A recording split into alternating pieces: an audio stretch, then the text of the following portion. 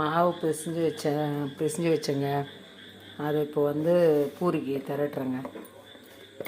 ஏற்கனவே உருளைக்கிழங்குலாம் பண்ணி வச்சிட்டேன். டின்னருக்கு எங்கள் வீட்டில் பூரி உருளைக்கிழங்கு குருமாங்க.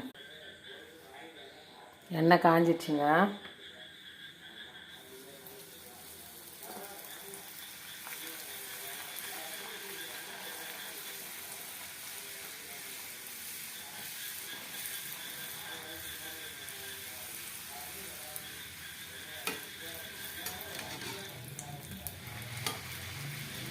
பூரி எப்படி வறுத்து பாருங்கள். எங்கள் வீட்டில் பூரி உருளைக்கிழங்கு புட்டு மாதிரி பண்ணியிருக்கேங்க. சூப்பராக வந்திருக்கு பாருங்கள். லாங் வீடியோவில் போட்டிருக்கேன் என்னென்ன போட்டு பிசையணுன்னு.